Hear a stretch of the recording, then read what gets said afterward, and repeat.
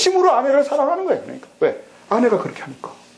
아, 이런 세계가 낫지. 네가 크냐 내가 크냐 하면서 자아중심으로 살면 되겠다. 그러니까 자기가 죽었다는 게 얼마나 복된 세계인지를 우린 에덴 이후에 다 잃어버려서 그게 상상이 안 되거든요. 그게 자존심 상해가지고 그런 건 상상이 안 돼. 왜? 우리의 영성의 그런 상상력의 영역이 꿈꿔지질 않아요. 그런 세계가. 왜? 에덴을 잃어버렸어요. 우리. 본래의 하나님을 믿고 살아가는 리듬을 다 잃어버렸어요.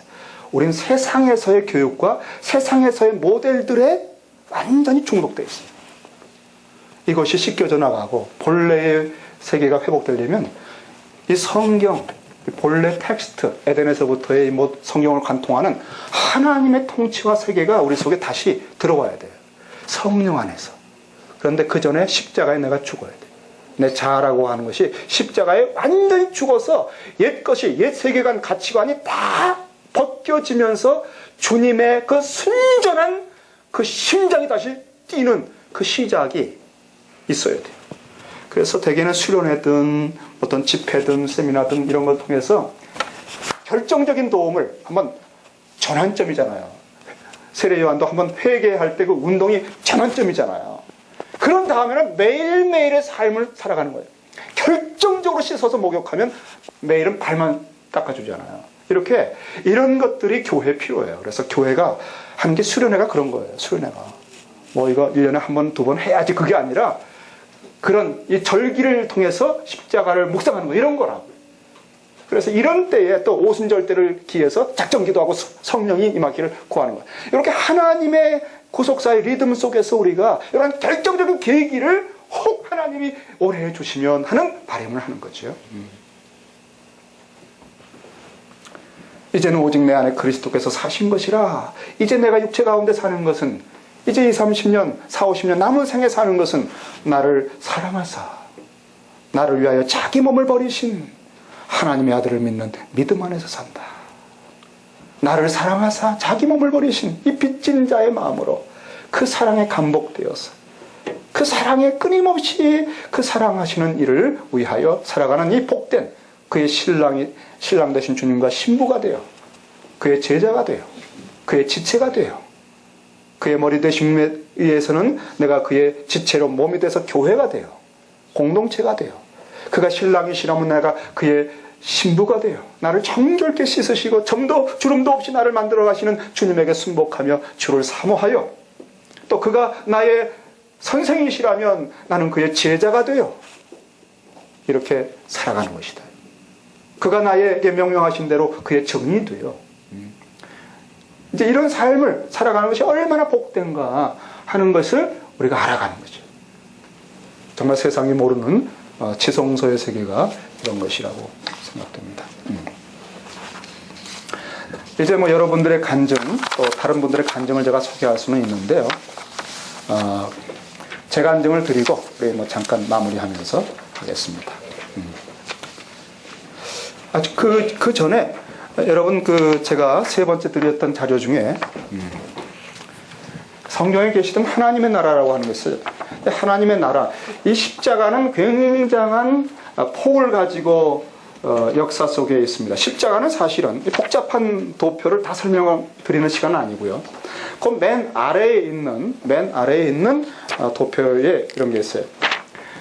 예수님이 오시기 전까지는 구약에서 계시된 모든 사건을 통해서 역사를 결정적인 하나의 지점을 통해서 봤어요. 하나의 지점. 결정적인 지점. 이 지점을 통해서 그 이전은 이전 세대, 옛 세대고요. 여기는 새 세대입니다. 새로운 시대가 온 거예요. 근데 이 결정적인 시대가 요 분기점을 어떻게 만들었냐?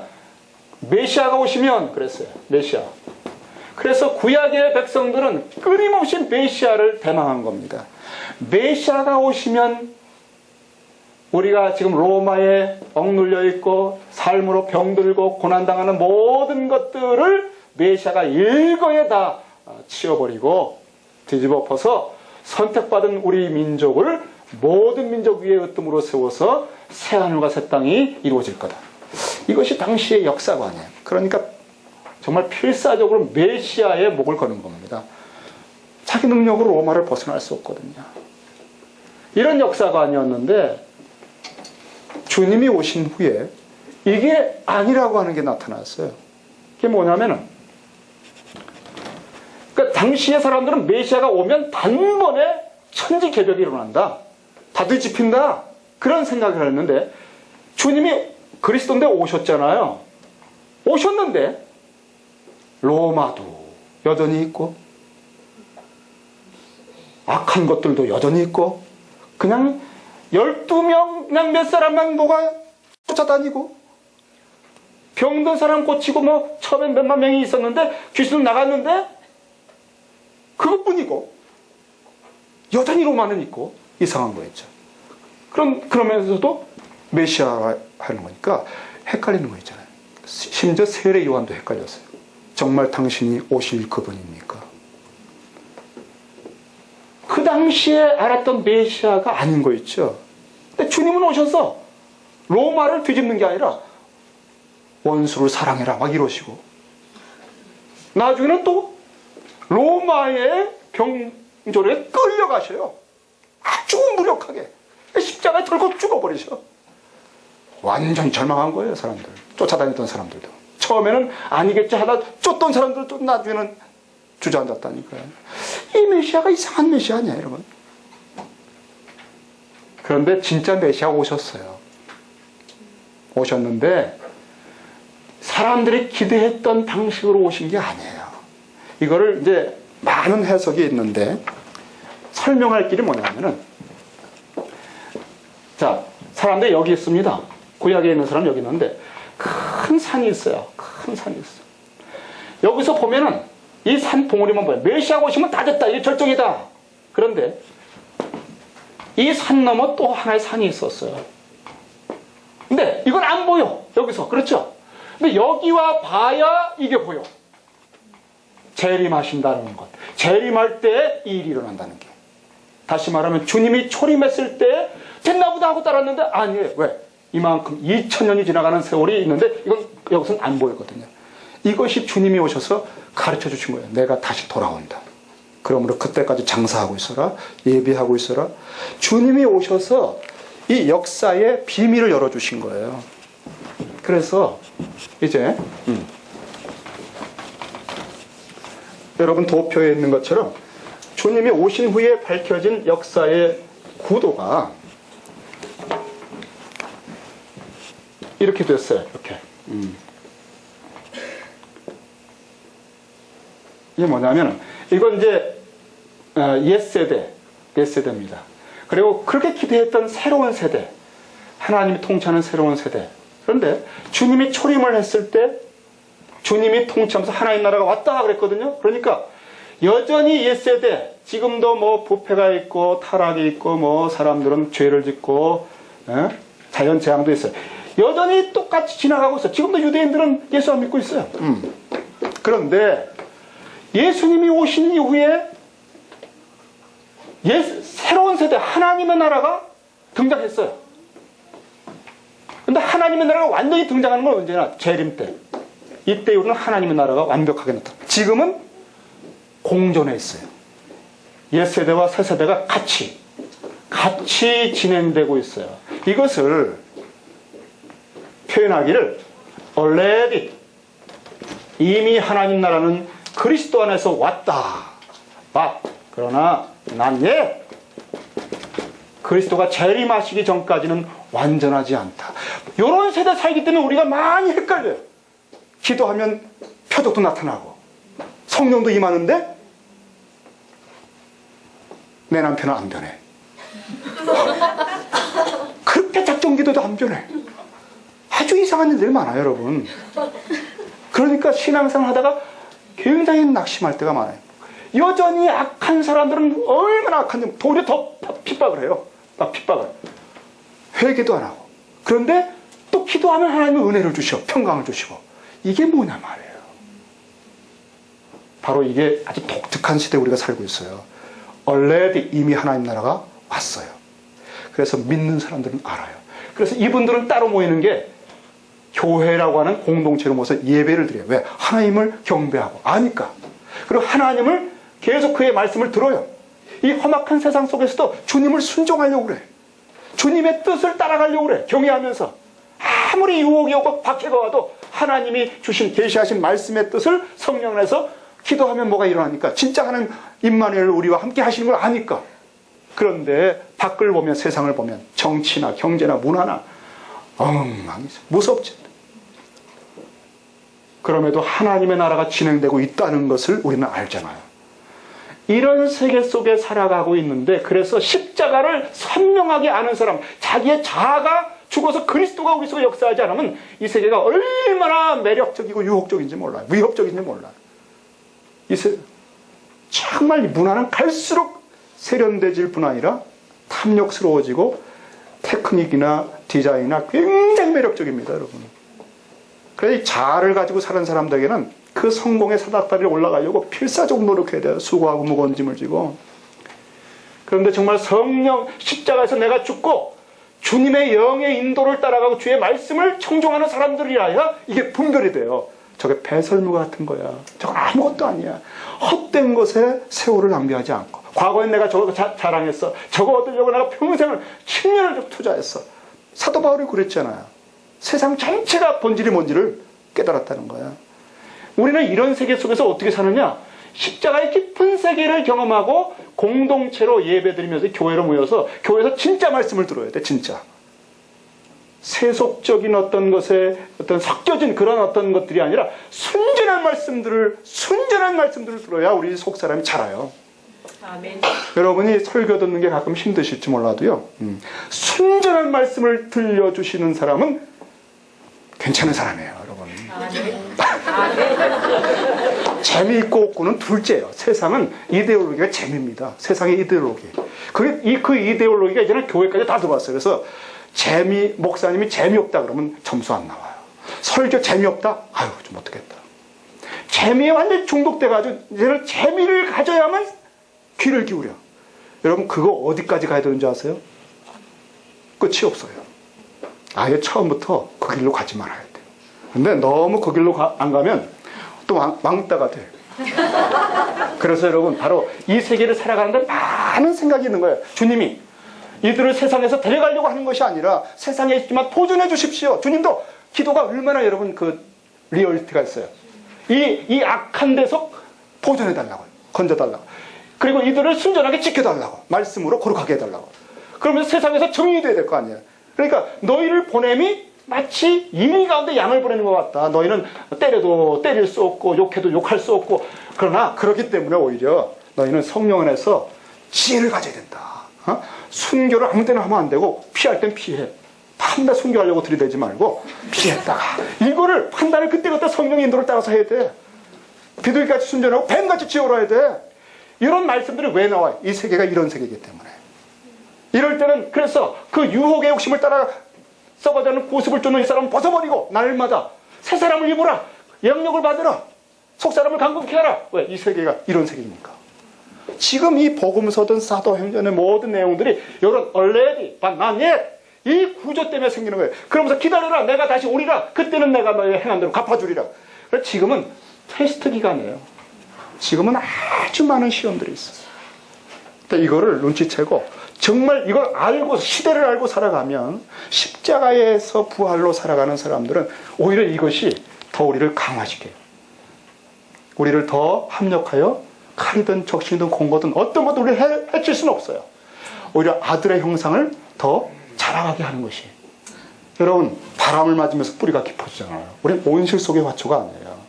이걸 사실 알면서 신앙생활을 하면요, 신앙생활의 자세가 딱 달라져요. 왜? 실제가 뭔지를 알았으니까. 그때부터 웬만한 시험을 겪지 않아도 돼요. 왜? 그전에는 그냥 몰라서 당했지만 그 시험에 이제는 털어낼 수 있어요. 그리고 방어할 수 있어요. 그리고 영적 전쟁의 권세를 가지고 싸울 수 있어요. 그러니까 점점 강해진다. 깊어지고. 근데 그 근원이 어디냐? 이 모든 세상에서 못 받겠다는 십자가적 깊이의 그 순전성이 바닥을 밟은 자리에 있어야 이 전체가 통찰된다 이거죠. 안 그러면 다 이게 그거가 그게 이거 같고 그래요. 문화라고 하는 거 드럼을 왜 치느냐 못 치느냐 이건 너무 단순 논리입니다, 여러분. 드럼 치는 거 안 된다, 강대상에 올라오면 안 된다. 이거 예전에 굳어 있을 때는 그러니까 세상을 살 수가 없는 거예요. 교회가 그냥 개토화돼 가지고. 그러니까 뱀같이 지혜로운 게 성령 안에서 십자가에 자기가 없어야 되는데 그 전통, 자기 자존심 이런 것들이 많아가지고 성령의 부드러운 인도 속에 예리한 그 섬세하신 하나님의 인도를 못 따라가면 점점 세상에 대해서는 완전히 왕따 되는 거 아니에요. 세상을 이기고 세상에 빛이 되고 이 절묘한 삶의 원리를 우리 시작은 십자가에서 우리 속에 주님이 들어오셔서 주의 지혜로 주의 능력으로 살 때만 가능한 세상이라니까.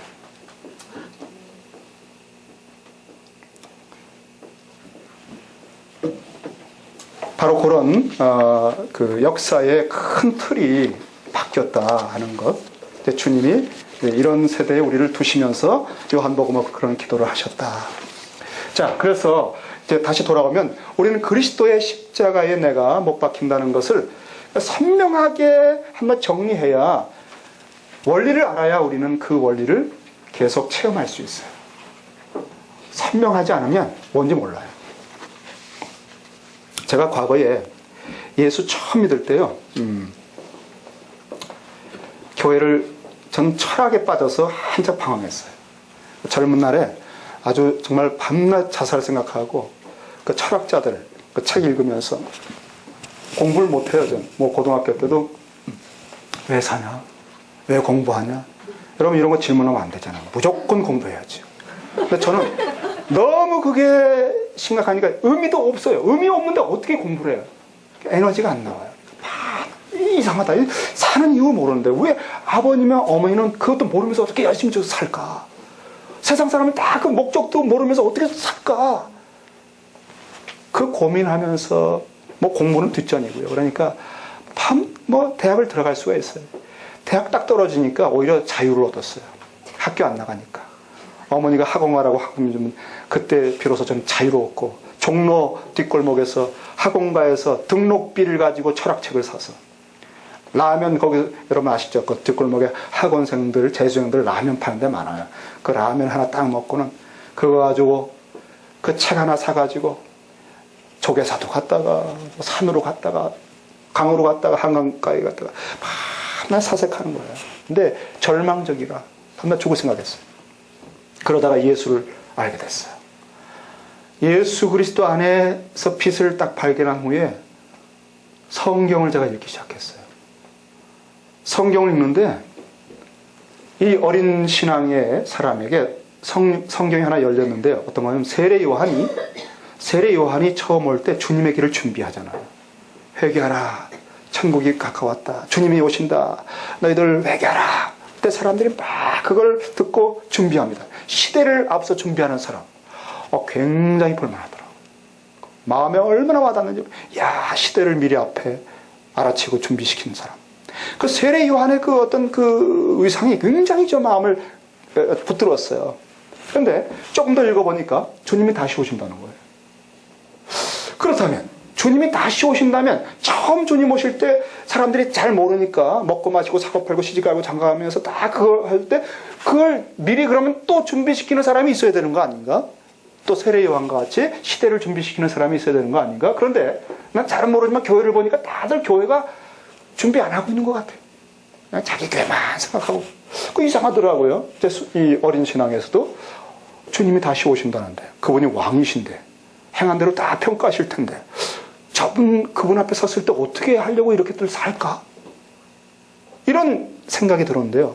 이 마음이 너무너무 간절해지는 거 있죠. 견딜 수가 없는 거죠. 이거 이상하다. 이 교회들이 이상하다. 그럼 어떻게 이걸 내가 해결할까? 이건 누구한테 물어볼까? 내가 이런 얘기하면 이상하게 생각하지 않을까? 막 교회 오자마자 저 청년 좀 이상해. 그럼 어떡할까? 종로 가면은 생명의 말씀사 있어요. 그 당시에. 거기까지 내가 중곡동에서 가야 되겠다. 그래서 버스를 타고 가는 거예요.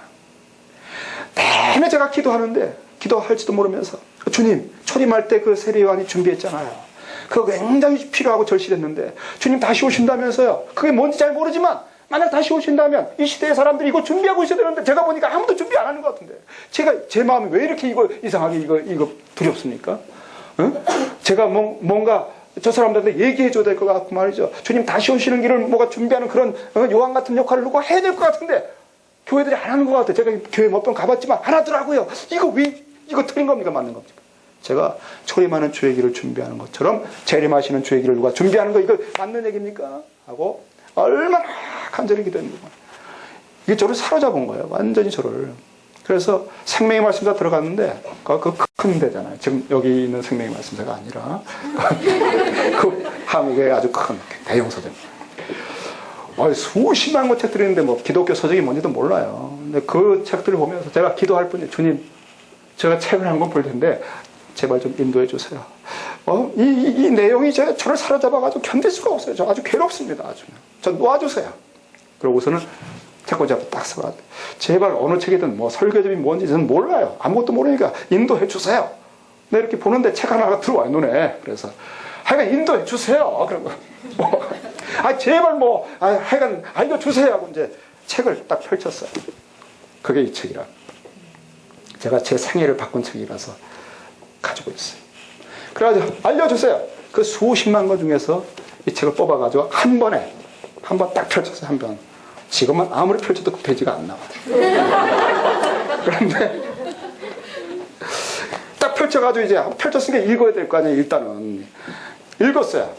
제가 하여간 내내 40분을 기도하고 와서 제발 이거 세례요한 다시 오는 거 그거 준비하는 거 이게 뭔지 이왜 초신자한테 이런 걸 자꾸 주셔가지고 제가 이렇게 아주 못 살게 합니까? 알려주세요 하는데 딱 읽었어요. 제가 그래서 제가 그대로 읽는 거예요.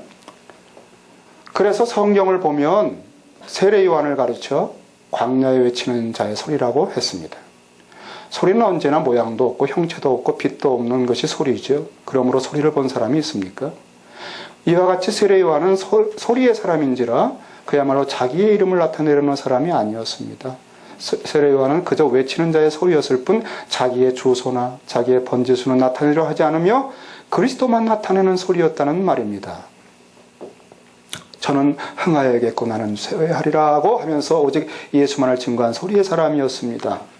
그러면서 찬송 같은 여기 하나 써놨네요. 존귀영과 모든 것에 주님으로 받으소서 하면서 그 찬송 한 곡을 이 목사님이 이제 보니까 목사님인데 딱 찬송을 하나 쓴 다음에 바로 이것이 세례요한의 정신이었습니다. 옳습니다. 진정 자기는 감추고 소리만 있는 목사, 소리만 있는 장로, 소리만 있는 직업만 있는 교회는 부흥이 안 될래야 안 될 수가 없는 줄로 믿습니다. 하고 그 다음 내용에 아무쪼록 우리 교회 사랑하시는 성도 여러분은 진실로 세례 요한과 같이 예수 그리스도의 재림의 첩경을 준비하여 살며 시대적인 책임의식을 가지고 기도하며 의식주 생활에 얽매이지 말고 자기 혁명을 일으켜 오직 예수만을 높이고 전하는 성도들이 되어서 사명의 사람들이 다 될 수 있기를 주님의 이름으로 축원합니다. 아멘.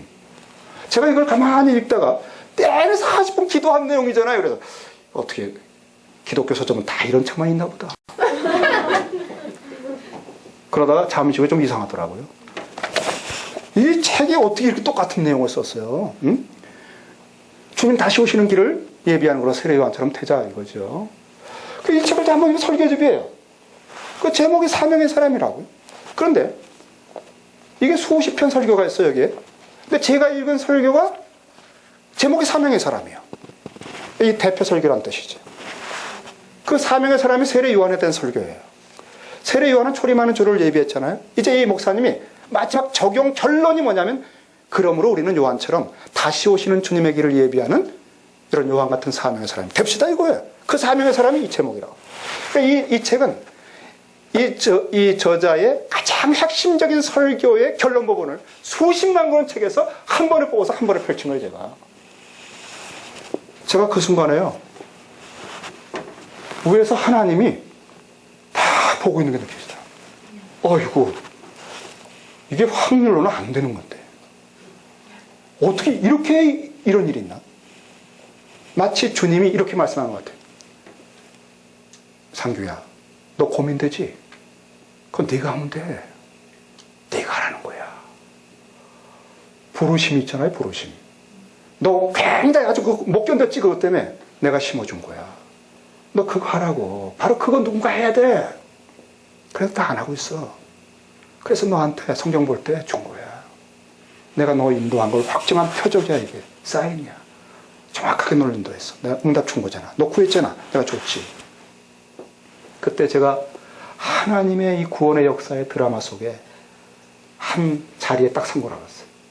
아, 내 목숨 이것이구나. 당신의 역사의 재단에 제가 선교사가 되는지 목사가 되는지 뭐 모르지만은 하여간 저를 헌신합니다. 제 상의를 쓰십시오. 하고 제가 부르심에 응답하고요. 그 다음에 군대 갔어요. 갔다가 와서 신학했어요. 그런데 제 문제는 저희 어머니가 아버님 다 불교 믿고 제가 장손이라 제사 지내야 돼요. 제가 집에서 쫓겨납니다. 그래서 어머니가 아주 굉장히 반대해요. 그래서 군대 갔는데 제가 신학해야 되는, 나가면 쫓겨날 것 같아요. 주님 어떡합니까 했는데 어머니가 아시다시피 여러분 제가 군대에 있을 때 편지하셨어요. 삼교회나 교회 다닌다. 어떻게 다니시나 했더니 하루는 부엌에 설거지하는데 그래서 하늘에서 하나님께서 주님이 딱 두 마디를 말씀하더래. 요한복음 3장 16절 빌립보서 4장 그러더래. 하늘에서. 그래가지고 그 성경 찾아보고서 개정했어요. 제가 제대하니까 삼교야 신학해라 신학해라. 그래서 했잖아요.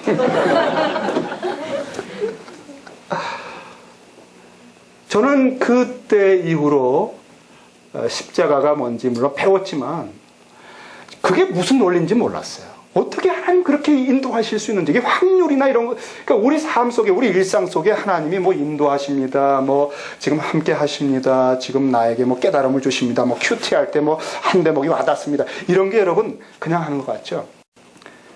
정말입니다. 정말이야. 제가 이걸 결정적으로 깨닫게 된 간증을 지금 드리려고 하는 거예요.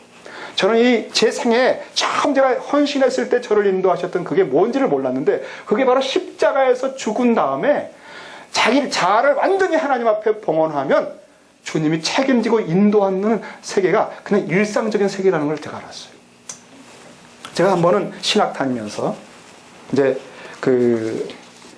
기도를 작정하고 기도를 했어요. 뭐 신학생이니까 기도하는 감동이 있잖아요. 그래서 집 근처 교회 가가지고 기도하고 있었어요. 뭐 하루에 한 3시간 이상을 기도했어요.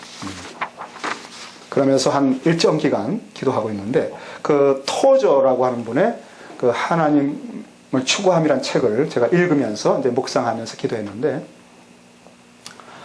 그 책을 읽다가 은혜가 많이 돼서 기도하면서 근데 그 책을 읽다 어느 한 대목에서요. 그냥 그 책의 내용이 제 심령을 비수같이 꽉 찌르는 것처럼 아주 제가 얼마나 두려워 떨게 하는 그런 아주 도전적인 한 대목을 만나서 제가 책 읽다 멈췄어요. 그리고 두려워 떨고 있었어요. 그 대목이 어떤 거냐면은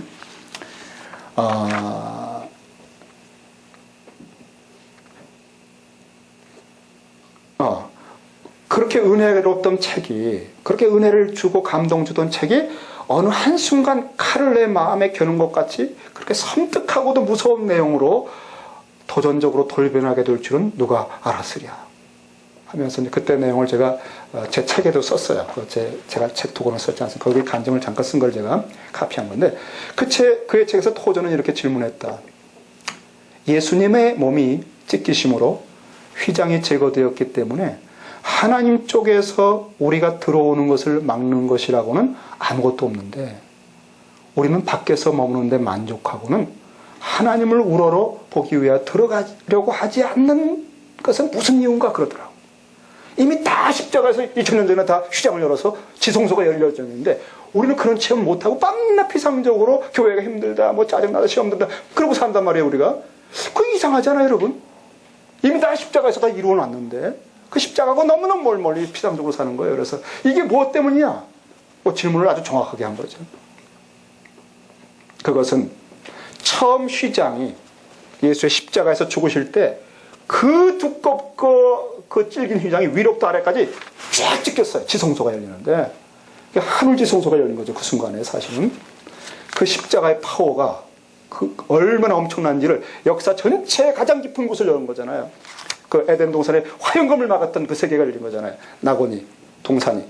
우리는 이제 하나님에게 가슴에 심장을 교통하는 아버지의 그 에덴에서의 그 천지를 창조하신 하나님을 아버지로 만날 수 있는 그게 열렸는데 우리가 살아가는 건 밤낮 염려하면서 밤낮 이렇게 살아간단 말이에요. 이상한다. 그 이유가 뭐냐 하는 것은 그 처음 휘장처럼 거쳐지지 않고 찢겨지지 않고 여전히 남아서 있어서 그 하나님의 그 위엄의 아름다운 빛을 막고 하나님의 얼굴을 우리로부터 가리게 하는 그 휘장이 있기 때문이 아니겠느냐. 그럼 그 휘장이 뭐냐 이거죠. 그 휘장은 바로 우리 안에서 십자가를 경험하여 심판되지 않고 않은 채, 십자가에 못 박혀지지 않은 채, 부정되지 않은 채 살고 있는 타락한 우리의 성품이 아니냐. 자아가 아니야. 제가 이 도움을 읽으면서요 뜨끔했어요. 왜? 들킨 거 있죠, 제 속에 정체를. 제가 신학생인데 밤낮 후배들 가르친다고 나름대로 이제 학교에서는 약간 그래도 이렇게 리더십이 있었어요. 근데 이게 이 말씀이 성령이 한 3시간씩 기도하다 보니까 성령이 이걸 검으로 쓰는데 너희 가증한 것을 하면서 제 중심을 딱 폭로시킨 거 있죠. 제 속에서 폭로가 당했는데 제가 의식이 되니까 꼼짝을 못 하겠더라고요. 이거는 부인할 수가 없더라고요. 그리고 내 속에 이게 있구나, 자아가. 찢겨지지 않은 자아가 있구나. 그래서 하나님의 임재가 다 막히는구나. 그래서 그것은 그 휘장 같은 우리의 그 자아, 그것은 우리가 비밀이 부끄럽게 생각해 온 것들이다. 그 남에게 다 감추는 거잖아요. 그리고 그렇기 때문에 결코 십자가의 심판으로 끌고 간 적이 없는, 그 십자가에 정확하게 죽지 않았던 것이에요. 현재는 다 십자가 얘기 들어도 다 그냥 지나가기만. 왜? 그걸 보호하기 위해서. 자아가 하나님께 가지마. 야, 저거 먹어. 괜찮아. 우리가 항상 이렇게 미혹을 당하면서 살아온 있어요. 그 자존심, 그걸 딱 건드리면 자존심이 상해서 얼굴이 빨개지고 말이죠. 그래. 여전히 우리 속에 살아있어요, 그게. 근원적으로 바뀌지 않는 그것은 바로 자기 생명, 셀프 라이프. 자기 생명이라는 촘촘히 짜여진 자아라는 휘장이다. 자아는 우리로부터 하나님의 얼굴을 가리우는 아주 불투명한 휘장이다. 우리는 자아의 죄들을 십자가로 끌고 가서 심판을 받도록 해야 한다. 하지만 그 휘장, 자아는 살아있는 영적 직물로 만들어진 것이며, 그래서 그것을 건드린다는 것은 아픔을 느끼는 우리 자신을 건드리는 것이다. 그래서 여러분 자존심 건드리면 안 돼요. 그냥 펄컥펄컥 화내잖아요. 되게 다 그거 피해서 사는 거 아니에요, 우리가? 서로 피쳐가네. 그것을 건드리는 것은 아픔을 느끼는 우리 자신을 건드리기 때문에, 그것을 찢는다는 것은 우리를 상하게 하는 것이고 피 흘리게 하는 것이다. 그것은 죽는 것이다. 그런데 죽는다는 것은 결코 장난이 아니다. 제가 신학교에서 강의 듣는 거 별거 아니에요. 아무리 심오한 얘기를 들어도 강의에 불과해요. 근데 이건 진짜 죽어야 되거든요, 십자가에서. 제가 그때부터 겁이 나는데 성령께서 오신 거예요. 그리고 저를 2000년 시공간을 떠나서 골고다 앞에 딱 세우신 거예요. 진짜 십자가 앞에.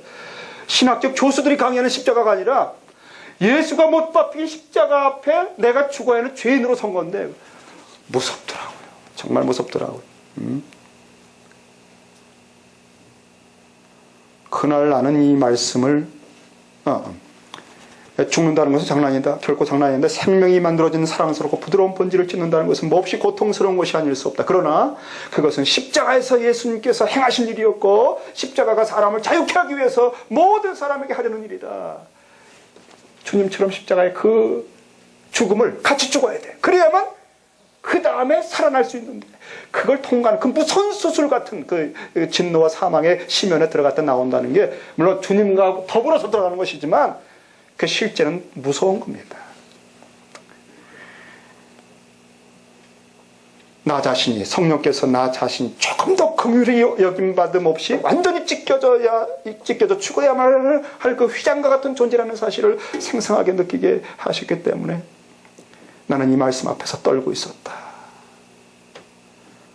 그러나 내가 이렇게 회복될 수 있는 유일한 곳은 그럼에도 불구하고 온 우주나 역사 속에서 오직 예수 그리스도의 십자가밖에는 없다는 사실을 알고 있기에 두려워 떨면서 이거 어떻게 하면 좋은가?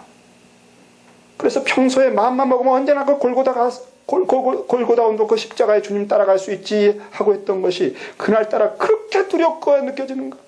마치 내 모습은 마치 대수술을 받아야 하는 그 아이가 그 수술 과정을 생각하고 공포에 떨면서 도망치려고 발버둥 치는 것 같았다.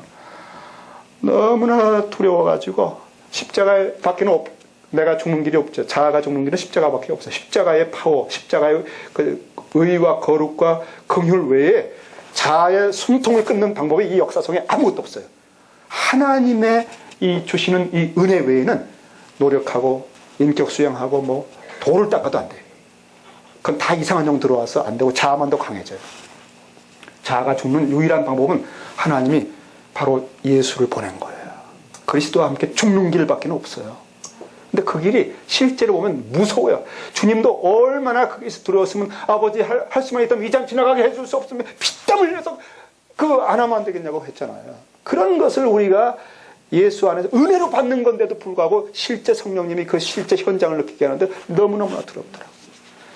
여러분 그런 찬양 있지 않습니까? 거기 너 있었는가 그때예요. 오 떨려 주가 그 나무 위에 달릴 때 현장에 간 거이지. 우리가 성령 안에서는 이 말씀을 읽다 보면 2000년 전을 뛰어넘어요. 골고다의 그 자리에 가는 거예요. 이런 게 여러분 가끔 열리잖아요. 그렇죠? 성경이 말씀이 열린다고 그러잖아요. 이게 나구나. 그래서 그 어떤 분이 꿈을 꿨는데 십자가의 도라고 하는 거, 십자가와 나라는 아주 유명한 책을 제가 나중에 다음 주에 한번 소개할게요. 그 책들을, 십자가에 대한 책들을 소개할게요. 여러분이 이거 강의 끝나고 세미나 끝나도 또 잊어버려요. 다 잊어버려요. 그런데 십자가는 잊어버리면 안 되거든요. 그래서 이걸 쫙 묵상할 주제 중에 이게 아주 핵심이에요. 이 복음의 핵심을 계속 읽고 이 세계를 들어가야 돼요. 그래서 샘이 터져야 돼요.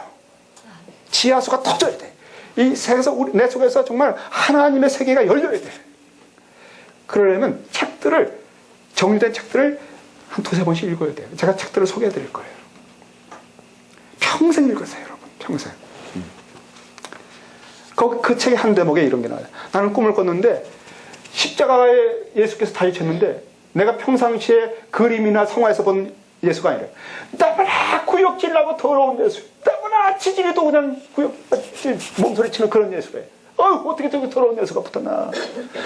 그리고 그 꿈이 나서 해석이 안 돼가지고 그냥 역겨워하는데 어느 날 그게 깨달아진 거였죠.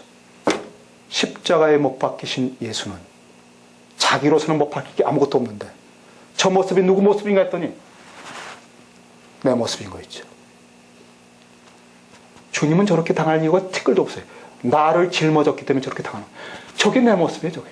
그걸 딱 깨달은 거죠. 십자가에 내가 있었구나. 여러분 십자가를 볼 때 여러분 예수님만 보려고 하지 마세요. 내가 있어요. 내가 거기 죽었다는 거예요. 그걸 보고 그분이 깨달았어요. 내가 저렇게 영원히 버림받고 진노에 몸부림치면서 죽는 건데 나를 끌어안고 당신이 죽어주셨구나. 그 공로를 다 나에게 주셨구나. 이제 이런 깨달음들이 오면서 못 박혀 죽어야 되는데 도무지 못 박힐 수 없으니까 무서워서 못 가는 거예요. 저희 십자가 막 눈앞에 있는 것 같은데. 그래서 문득 말씀 하나를 깨닫게 됐어요. 이게 은혜지요. 요한복음 6장 44절에 이런 나를 보내신 아버지께서 이끌지 않냐면 아무라도 내게 올 수 없다. 그런 말씀이 있어요. 그게 이상하게 그때 또 떠오르더라고. 그 말씀도 많이 암송하지 못하는데 탁 떠오르면서 아버지께서 이끌지 않으면 아무도 예수께로 갈 수 없다는 말씀이 떠오르면서 맞다. 아버지, 난 저 십자가에 못 박혀만 사는데 이 자아가 있는 내가 너무너무 무섭고 이게 죽어야 되는데 죽는 것도 무섭고 방법은 십자가밖에 없는데 어떻게 합니까? 저 이걸 깨닫게 해놓으시고 아버지께서 이끌지 않으면 저 십자가에 못 박힐 수 없다고 그랬으니 저를 강권에 끌고 저 십자가에 못 박아 주시옵소서 하는데 그 말씀 그대로 그냥 주옵소서 하는데 꽉 못 박혔어. 교회 의자 긴 의자잖아요. 여기처럼 이런 게 아니라 장의자. 한국에 장의자를 딱 드리고 저를 못 박아 주옵소서. 근데 꽉 못 박혔어. 되게 모습 이렇게 바뀌죠. 이렇게. 근데 이렇게 있었기 때문에 이렇게 바뀌었어. 물론 못 박힌 거 안 보여요. 그런데 못 박혔다 하는 확신을 주시다. 너 못 박혔다. 완전히 못 박혔다. 여러분, 저는 그 전까지 십자가를 보면 그냥 구경했어요. 늘 십자가. 좀 묵상하다가 좀 괴로워하시는 주님과 공감하다가 눈물도 때론 흘렸고. 근데 그날 진짜 십자가에 못 박혔어요. 근데 십자가에 딱 못 박히니까요, 이상한 단순성이 생기더라고요. 못 박혔네. 그럼 나 이제 어떡하지? 이 교회 잠시 후에 10시 넘으면 사찰지사님 들어오시는데, 여러분 이제 문 닫습니다. 그러시는데 어떡하지? 딱 못 박혔어요. 그 순간에 뭘 어떻게 못 박혔는데, 제 논리가요 그때부터 완전히 바뀌는 거였죠. 너 죽었어. 영원히. 너 여기서 영원히 죽은 거야. 십자가는 영원히 죽은 거야. 맞다. 영원히 죽었다. 그분이 오시면 어떡하냐? 뭘 어떻게 죽었는데? 이렇게 하고 있는 거지. 맞아. 그럼 그분이 와서 나 흔들면 어떡하지? 죽었는데 어떻게 알아? 흔들면. 그냥 이렇게 있는 거지. 맞아. 그 어두컴컴한데 여러분, 어떤 사람이 딱 이러고서 있으면, 여기 청년 나가셔. 근데 가만히 이렇게 있으면 사찰집사님도 무서워요. 그분 뛰어나간다고. 그러다가 나중에 이제 청년들 데리러 온다. 야, 저기 이상하다. 끌고 나가. 어떡하지? 그럼 뭘 어떻게 죽었는데? 이렇게 하고. 끌려가는 거지. 이렇게 하고. 그럼 골목에 나오면 어떡하지? 뭘 어떻게 해? 죽었는데. 이러고 하고 있는 거지. 그럼 아내하고 와서 막 울면 어떡하지? 뭘 어떻게 죽었는데? 이러고 있는 거지. 여러분, 너무너무나 단순해요. 십자가에 죽은 사람은요, 그냥 죽었어요. 저는 내가 세례받고 죽을 때도 그랬다는 걸 알았어요. 사람들이 나에게 뭐라고 하느냐, 뭐 이렇게 저렇게 말하고 평가하는 거 아무것도 아니에요. 그냥 죽었어요. 그게 십자가에 죽은 거더라고. 저는 그렇게 영원히 있으려고 했어요, 사실은. 근데 오늘 제가 10시까지 하려고 하거든요. 본래 우리 시간이 10시인데 혹 시작할 때 우리가 한 10분을 늦었어요. 한 10분까지 갈 수 있어요. 저는 사실 영원히 그렇게 못 박힌 채로 있으려고 했는데요, 문제가 생겼어요. 그건 뭐냐면, 제가 못 박히는 순간에 자세가 문제가 있었어요. 되게 앉은 채로 정자세로 앉으면 이렇게 10시간도 있을 수 있어요, 사실은. 인내만 있으면. 그런데 못 박히는 순간에 제가 허리를 약간 이러고 있었어요. 처음엔 몰랐어요. 나 영원히 죽었다. 한 40분, 50분 지나면서 옆구리가 아파오더라고요.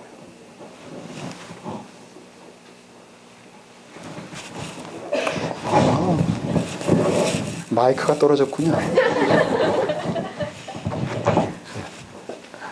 옆구리가 아파오는데 너무 아픈 거 있죠. 내가 영원히 십자가에 못 박혀 죽었는데 옆구리가 아파 죽겠는 거 있죠. 여러분 웃지 마세요. 나는 그날은 영원히 그러고 있으려고 그랬어요. 정말이에요. 왜? 감동이 왔어요. 근데 옆구리가 너무 아픈 거예요. 제가 견디다가 못해서, 주님, 저 너무 아파요. 아주 옆구리 아파 죽겠어요. 이렇게 죽었다고 하면서도 이렇게 죽게 아파요. 제가 이 현실에 대한 것을 이해하는데 그때 많이 깨달았어요. 왜냐하면 우리는 십자가의 고백을 통해서 많이 죽었지만 현실에서 아프잖아요. 대부분 다 살아나요. 저도 견디다 하루에 3시간씩 기도하면서 한 일주일, 2주를 지나갔으니 그 기도한 게 아까워서 제가 버티는 거지, 너무 아픈 거 있죠. 근데 제가 이거를 내 힘으로 펴내면은 아무것도 아닌 것 같아. 다 또 내 의지로 사는구나. 살아가다 힘들면 다 이렇게 되는구나. 그게 너무 싫은 거야, 제가. 나 십자가에 완전 죽었다, 이제. 나 이제 죽은 사람인데 앞으로 어떻게 될지 모르지만 죽은 채로 살고 싶다. 그걸 어떻게 되는지 주님만 아신다. 그러고 싶은데 이걸 내가 또 펴면은, 이건 아무것도 아니잖아요. 그러니까 이를 악물고 버티는데 제가 불안해지는 거예요. 왜? 너무 아프니까. 결국은 내가 포기하겠구나. 이를 악물고, 주님 제 살려주세요. 저 너무 아픈데 저 오늘 죽고 싶어요. 그때요, 주님이 그러시더라고요. 너 죽었느냐 그러시더라고요. 예, 저 죽었습니다. 제가 정말 3시간씩 기도하면서 오늘 감동받아서 죽었습니다. 그런데 너무 아파요, 주님. 그래, 너 죽었느냐?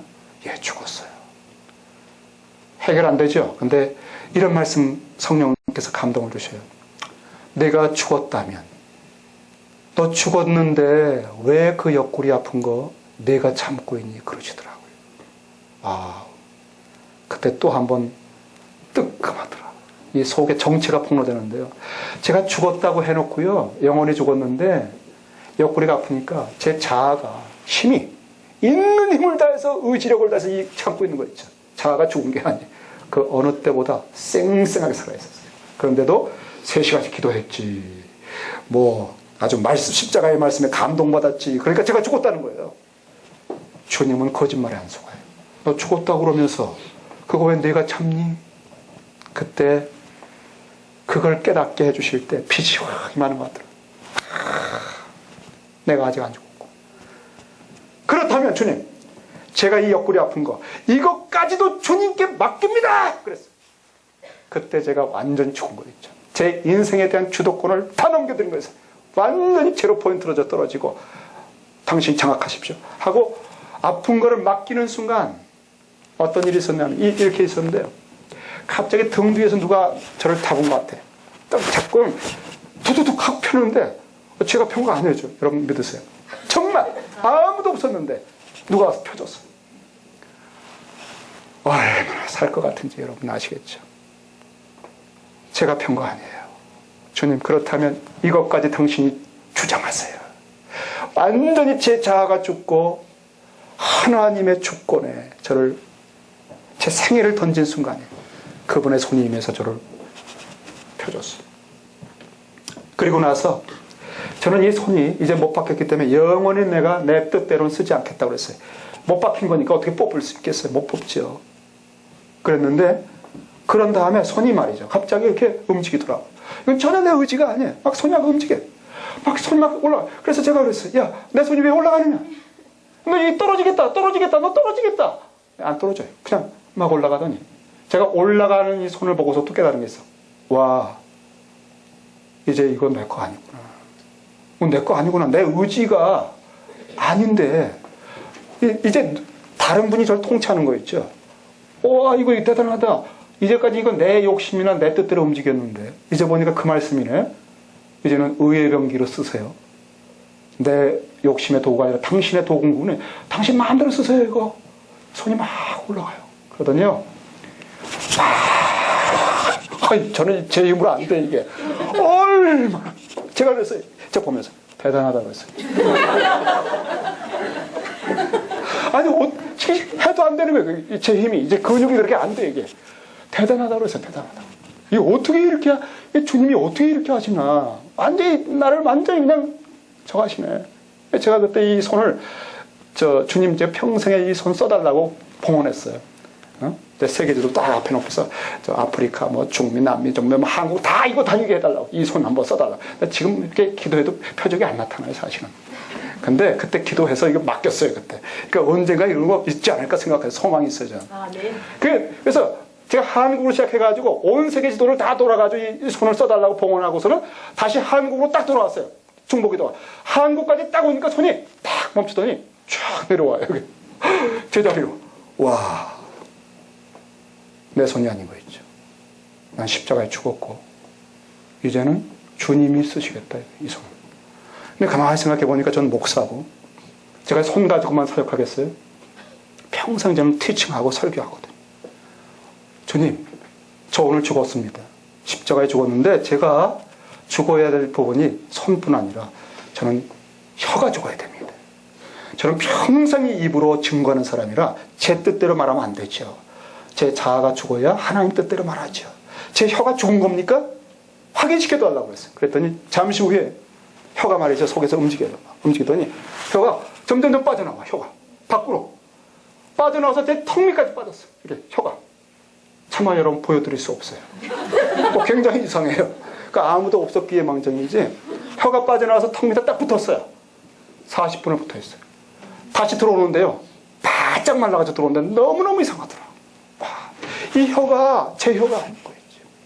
여러분 야고보에 그런 말씀 있잖아요. 이 한 혀로 찬송도 하고 한 혀로 욕도 하느냐? 그게 가능해요, 여러분? 십자가에 죽었다면서? 이 혀가 내 혀가 아니구나. 내가 내 자존심 방어하려고 말하는 도구로 쓰느냐? 있을 수가 없죠. 주님의 말씀을 대언하는 것이죠. 주의 성령의 감동을 표현하기 위해 쓰는 거예요. 이미 십자가에서 난 죽었는데 이건 내 마음대로 써역을 이미 끝났죠. 내 용도는. 내 주권은 끝났잖아요. 근데 우리는 이 혀로 얼마나 자기를 변호하기 위해서, 자기를 커버하기 위해서 말합니까? 우리 십자가에 죽었다고 하지만 이 죽은 걸 적용하지 않아요. 그래서 밤낮 속아요. 혀로 얼마나 많은 시험이 나타나요.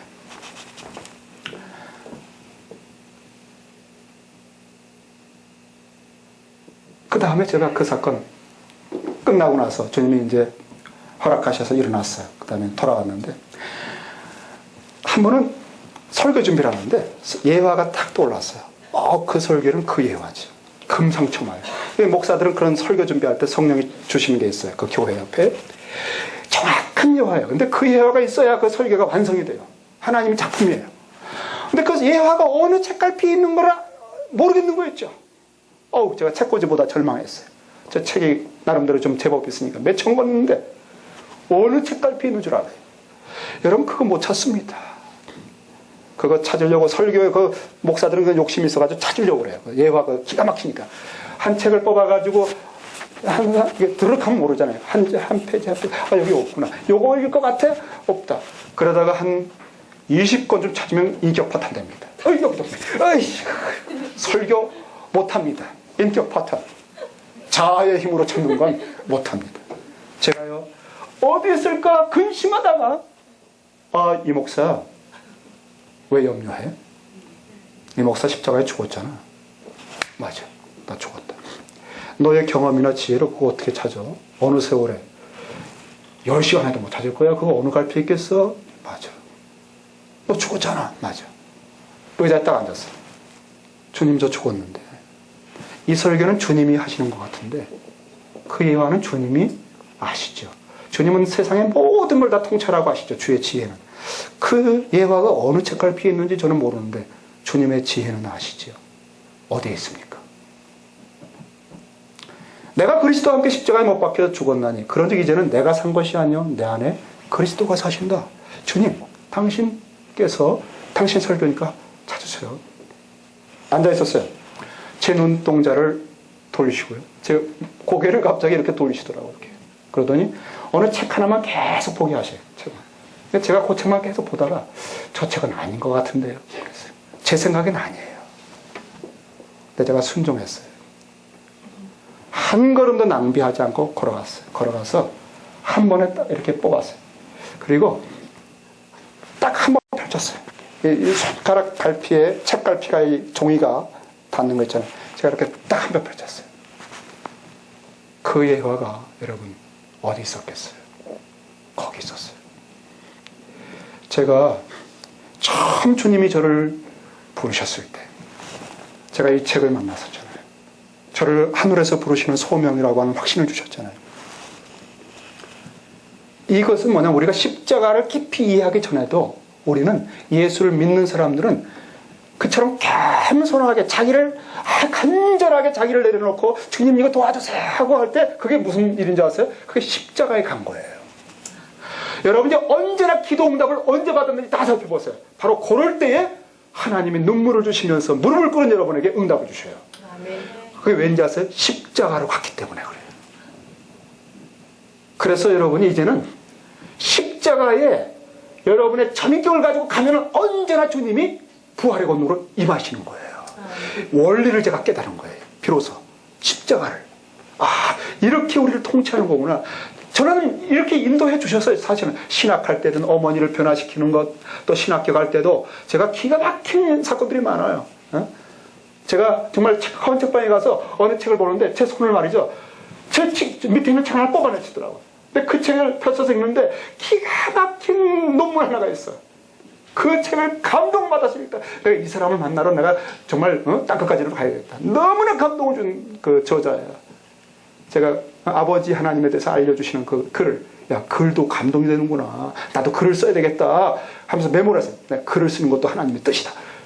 그러고서 그렇게 감동받는데 그 사람은 어디서 찾을까? 내가 신학교 다 뒤에서 이 교수를 찾아야 되겠다 했는데 학교에 버스가 딱 들어가는데요. 학교 입구 딱 들어가는데 그 교수가 우리 학교 아무개야. 깨닫게 해주시고. 이름이 다른데. 제가 가서 물어봤어요. 교수님, 이런 글 쓰셨어요? 그랬더니. 그래. 그거 옛날에 썼는데. 이름이 틀린데. 그건 내 필명이야. 그거를 제 후배들이 카피해가지고 얼마나 많은 유익을 받았는지.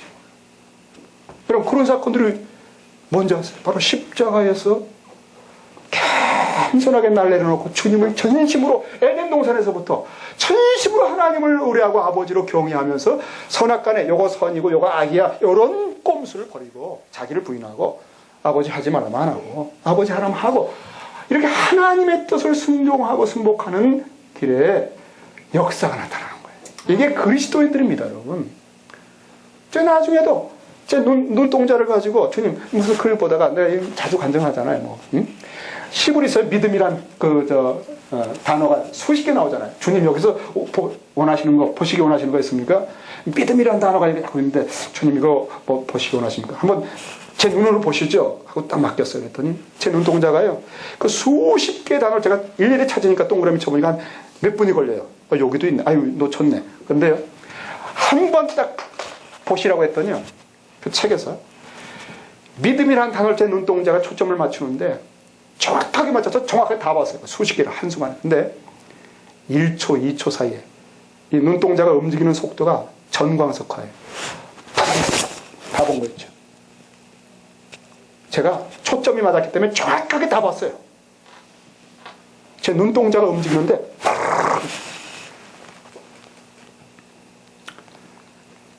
우리가 주님이 복음서에서 하시는 역사들이 그리스도와 내가 함께 십자가에 내가 자아가 자꾸 가라앉아서 그리하지 마소서 주여 왜 십자가에 죽습니까? 그리하지 마소서 할 때 주님이 그랬어요. 사탄아 물러가라. 네가 사람의 일을 생각하는구나. 하나님의 일, 하나님의 역사, 사도행전의 역사가 바로 우리가 증인되는 역사인데 그걸 가로막는 거죠. 다 자아가. 그게 마귀의 전략이라고요. 우리가 십자가에서 죽은 다음에 우리 안에 그리스도가 역사하시도록 해드리는 게 우리의 모든 존재의 목적 아니에요. 이제는 왜? 나를 사랑하사 자기 몸을 버리신 그분과 더불어 살아가는 게 이제는 나의 행복이고 나의 기쁨이고 내 사랑하는 주와 더불어 하나가 돼서 걸어가는 거기서 그리스도의 장성한 분량으로 자라가는 이 성숙됨 그 빛나는 부활의 영광에 참여하는 것 이것이 여러분의 모든 것 아니에요. 사실 이제 이 여기서 세월을 낭비할 수 있는 그 자아로 또 돌아가서 속임을 당하는 그걸 여러분이 1초도 허락한다면 가슴을 찌고 통분할 겁니다. 알기만 하면 내가 그 어리석은 삶을 또 살았다. 마귀가 여러분의 세월을 아끼게 하지 못하게 하려고 이 때가 악한데 자세히 주의 뜻이 무엇인지를 성령 안에서 말씀을 해서 따라가야 되는데 딱 안 맞고 욕심을 또 내게 하고 또 주장하게 하고 세월을 아끼라고 그랬잖아요. 이제는 뒤죽박죽이 아니라 정말 나를 십자가에 딱 내려놓고 주님 말씀하세요. 인도해줘. 제가 그래서 제 큐티를 십자가에들 아무리 얘기해도 이게 세미나를 끝나서 이걸 매일매일 날마다 자기를 부인하고 자기 십자가 지고 따르라. 이거 어떻게 매일 가능한가? 영적 훈련을 찾아보니까 영성 훈련이 콰이어트 타임이에요. 매일 아침에 나를 딱 내려놓고 십자가에 나를 내려놓고 주님 오늘 말씀하세요. 그러면 제가 인도를 따라가겠습니다. 이게 날마다 자기를 부인하고 주를 쫓아가는 거예요. 그래서 제가 큐티를 그렇게 영성 훈련을 시킨 게 저의 큐티예요. 저는 큐티 가르치는 사람이 아니에요. 이 복음을 삶의 매일 일상에 가장 그 첨단에 어떻게 이 십자가의 원리가 적용되는가. 그래서 그 책을 쓴 거예요, 사실은. 제가 책 쓰겠다고 그랬잖아요. 그 감동받고. 책을 두 권을 쓴 거예요, 그래서. 다음 주에 그거 사세요. 왜 좋은 책이니까. 우리 같이 찬양하십시다. 내가 그리스도와 함께 십자가에 못 박히는 그 곡을 노래하고